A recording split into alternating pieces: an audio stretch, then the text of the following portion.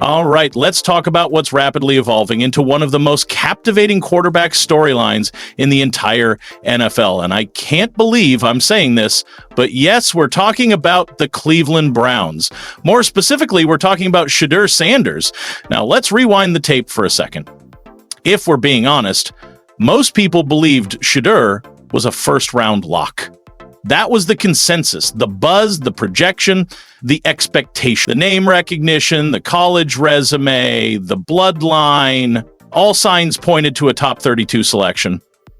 And then, crickets. First round? Nope. Second? Not a third? Still nothing. Fourth? Silence. It wasn't until the fifth round that we finally heard his name called. And not even by a team in desperate need of a quarterback. No, it was the Cleveland Browns, who had already taken a quarterback earlier in the third round. So yeah, the pick caught a lot of people off guard. It seemed totally out of left field. But the Browns doubled down and said it was all about value, and grabbing Shedeur in the fifth round was, in their words, a steal. And you know what? They might actually be right. When the selection went down, most of us assumed, okay, cool, camp arm, maybe practice squad material, maybe QB3 if he flashes a bit. But let's not forget, he was listed fourth on the depth chart. Not first, not second, fourth. That's a steep climb in any organization. But then the Browns coaching staff flipped the entire narrative. They publicly declared it's an open competition, 4 quarterbacks, equal opportunity. That right there changed everything. Because let's be real, how often do you hear that about a fifth-round rookie, especially when he's stacked behind a Super Bowl MVP like Joe Flacco, a former first-rounder like Kenny Pickett, and a higher pick in Dillon Gabriel? That moment shifted my entire perception of Shedeur Sanders. Honestly, when the pick was first made, I didn't think he'd survive roster cuts. I'm just keeping it real. I figured he's not going to get the reps. He's not going to get the snaps. They're loaded at QB. No way they waste time developing a fifth-rounder, but then the tape started rolling. Now, sure, it's only minicamp. It's OTAs, no live bullets, but every single clip that's come out, touchdowns. Tight window throws, poise, confidence, a quarterback who looks like he belongs. And that's the wild part. Because rookies taken that late, they're not supposed to look this sharp, this early. The stakes? Nothing less than the future of the franchise. As June minicamp kicks off, head coach Kevin Stefanski and his staff are laser-focused on a high-stakes task, identifying who will command the huddle when week 1 arrives. Sounds simple until you look at the contenders. Veteran Joe Flacco is the current frontrunner. With years of battle-tested NFL experience, postseason poise, and a sharp grasp of Cleveland's offensive system, Flacco offers leadership and reliability. He knows the playbook like the back of his hand, and that edge alone gives him an early advantage. But don't get too comfortable. This isn't a one-man race. Enter Kenny Pickett, the former Steelers first-rounder whose name hasn't garnered much attention this offseason yet. His physical tools, arm strength, athleticism, and above-average football IQ make him an intriguing option. But inconsistency continues to cloud his chances. He's in the running, but climbing a steep hill. And then it gets spicy. 2 rookies are crashing the party, and both bring explosive upsides. Dillon Gabriel out of Oklahoma has quickly turned heads in minicamp. His mobility, off-polar accuracy, and swift playbook retention have impressed coaches. He's the kind of young QB who, with the right momentum, can change a franchise's fortunes almost overnight. But it's Shedeur Sanders who's become the epicenter of excitement in Cleveland. Drafted in the 5th round out of Colorado, many labeled him a developmental project. But if you've seen his tape, or his sensational OTA performance, 3 touchdowns on 7 of 9 passing, you know he's much more than that. This is a quarterback with NFL bloodline, championship pedigree, and raw passing talent. He's not just making throws, he's commanding attention. Yet here's the twist. Despite the buzz, Sanders hasn't been getting first-team reps. The coaching staff appears cautious. Some call it smart development, others see it as doubt. Former Browns head coach Eric Mangini recently poured gas on the fire, saying, The hype train in Cleveland is so ridiculous, it exploded the second he got here. Stefanski's just trying to slow it down. That quote captures the current split among Browns Nation: palpable excitement versus grounded skepticism. But Sanders, he's not rattled. His focus is unwavering: earn every rep, every moment, every ounce of trust from his coaches. He's showing humility, maturity, and laser-sharp discipline, the exact traits that turn underdogs into legends. And the opportunity is real. If Sanders continues to shine during training camp in the preseason, don't be surprised if he leapfrogs Flacco or Pickett. Stefanski has made it clear this is an open competition, and the final verdict may come down to the wire. So what does all of this mean for the Browns' 2025 season? Everything. Quarterback is the most vital position in all of football, and this isn't just about who starts, it's about who can carry the identity, the momentum, and the dreams of a fan base hungry for glory. It's about legacy. So buckle up, Cleveland, because the quarterback war is just getting started, and the outcome could define the Browns' destiny for years to come. If you love the Browns, subscribe now, join the movement, and stay ahead of every breaking headline. A franchise quarterback can change everything, and right now the Cleveland Browns are closer than ever to solving the NFL's most elusive puzzle. With a roster loaded with talent, Amari Cooper, Nick Chubb, David Njoku, and a battle-tested offensive line, the only missing piece is the right man under center. And this quarterback race, it's about more than just who starts. It could determine whether the Browns finally take that leap from contender to champion. If Joe Flacco wins the job, you get a calm, seasoned veteran who brings leadership, poise, and clutch decision-making in tight games. But if Shedeur Sanders or Dylan Gabriel defy the odds and capture the role, we could witness the birth of a new offensive identity. Fast-paced, dynamic, and unpredictable. Zooming out, this moment is part of a larger story.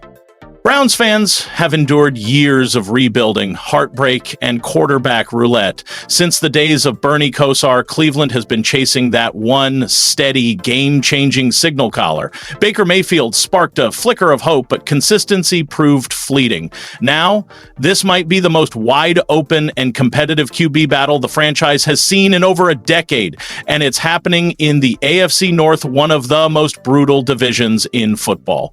Joe Burrow and the Bengals are loaded and dangerous. Lamar Jackson and the Ravens are perennial playoff threats. Mike Tomlin's Steelers never fade, and now have Kenny Pickett climbing the ladder. So no, this battle isn't happening in a vacuum. It's a high-stakes showdown in a division where every snap matters. This season is a turning point. Cleveland has made major investments through the draft and free agency. The roster is deep, the coaching staff is sharp, but the quarterback, that's the keystone. If they lock it down, the sky's the limit. On paper, this team has the firepower to push deep into the playoffs, but execution begins and ends with the quarterback. Let's break down the contenders. Joe Flacco. A Super Bowl winning veteran with over 40,000 career passing yards, Flacco brings experience, leadership, and a calm pocket presence. While his arm strength has dipped and mobility is limited, his mastery of the offense and ability to deliver under pressure make him a stabilizing force. Kenny Pickett, a former first-rounder with upside, Pickett put up over 4,300 yards and 42 TDs in his final college season. Or is this just another calculated move in our relentless pursuit of that elusive Super Bowl? Grab your jerseys, Dog Pound, because we're about to dissect this situation with true Cleveland grit. Let's dive into the headline that's sending shockwaves from Lake Erie to the tailgates at First Energy Stadium. Sports Illustrated just dropped a piece that's got the entire Dog Pound talking. Cleveland may be entertaining a blockbuster trade involving none other than Denzel Ward. This isn't some clickbait speculation. It's a scenario that could restructure our roster, reshape the AFC North landscape, and leave ripple effects well into the future. Let's break it down. Denzel Ward isn't just a player, he's Cleveland royalty. Born in Macedonia, Ohio, a star at Nordonia High, a Buckeye standout, and since being drafted 4th overall in 2018, he's been a cornerstone of this franchise. Ward is a 4-time Pro Bowler, most recently in 2024 when he notched 49 tackles, 2 interceptions, and a league-leading 19 pass breakups. At just 27, he's still in his prime.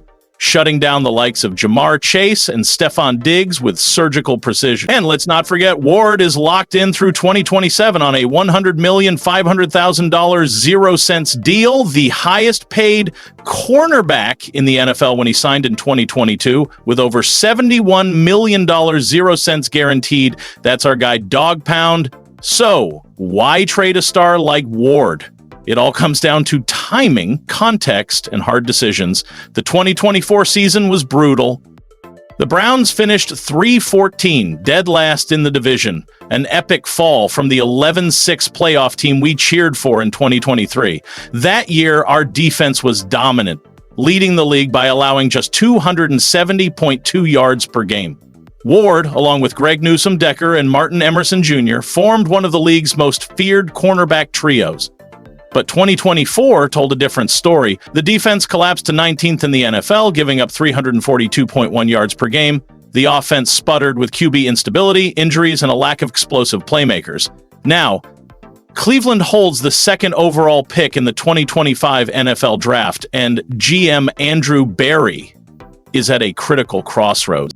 Here's the cap crunch. Last offseason, the Browns extended Myles Garrett through 2030, making him the highest paid non-QB in the league at $40 million 0 cents per year. Meanwhile, Deshaun Watson's $230 million 0 cents guaranteed contract is still devouring cap space like a runaway freight train. That's why Ward's name is being floated.